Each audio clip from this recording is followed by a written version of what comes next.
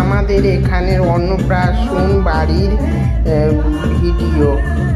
আমাদের বাড়ির কাছে এই অন্নপ্রাশন বাড়িটি কেমন লাগলো জিনিসটি এবং ভিডিওটি এবং অন্নপ্রাশন বাড়িটি এবং সব জিনিস কমেন্টে জানাও।